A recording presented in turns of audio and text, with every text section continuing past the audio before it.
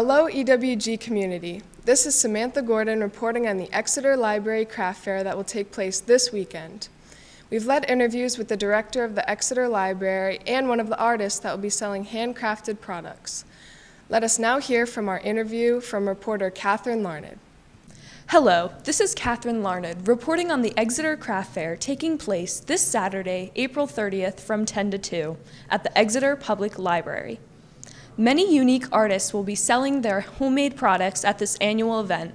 I spoke with the Exeter Library Director, Tien Tran, to learn more about this fun-filled fair. So, about how long has the craft fair been running? We've been doing the craft fair for about 10 years. We used to have two fairs, one for adult vendors and one for youth vendors.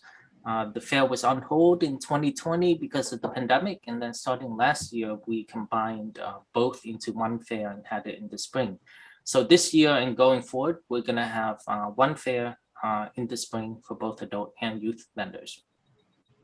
What types of products are there at the fair?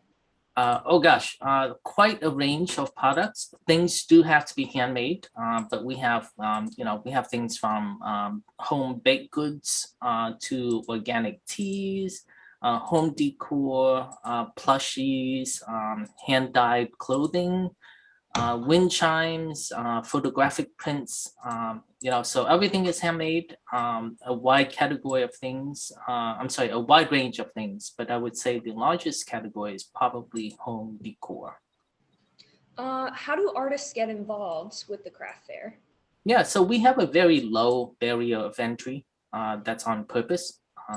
We put out a call for vendors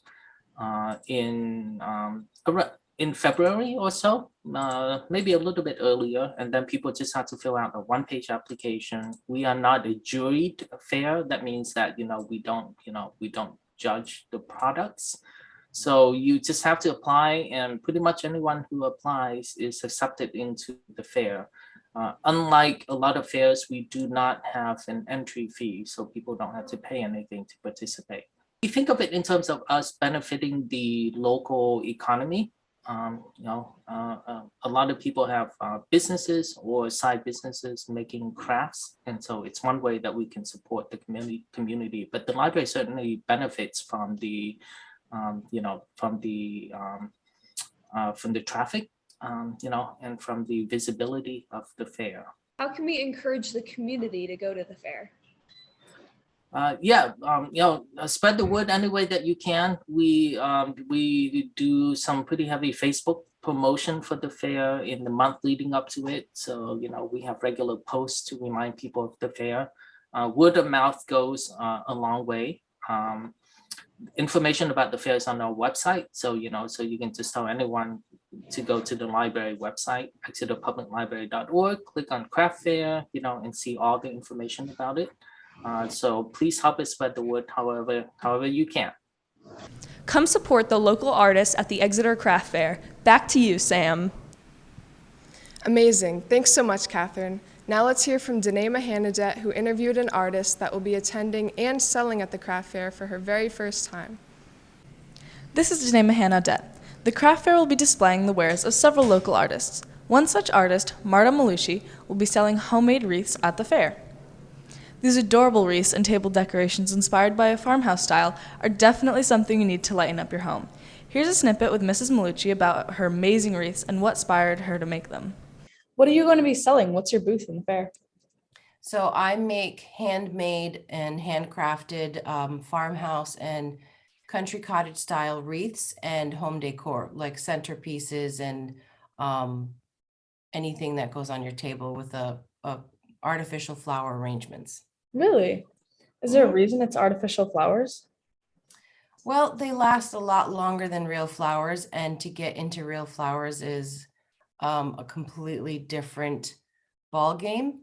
And I've always made, for my own home, I've always made the arrangements and wreaths, and I kind of like how long lasting they are. I love real flowers, obviously, but I also do like the artificial because they last long, and you can have something that just sticks around for a while other than fresh flowers.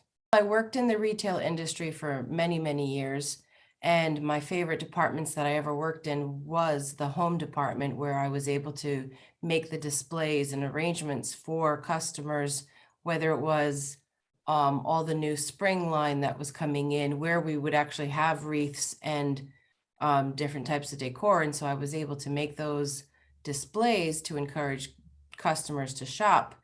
But I always looked at them and felt like they could be a little bit done with my own taste, and they weren't always my taste because they covered a wide range, but I really always loved farmhouse. And so I when COVID hit, I was at home a lot, and so I just kept doing it more to keep me mentally busy, and rather than going crazy being home alone. So that's how it started.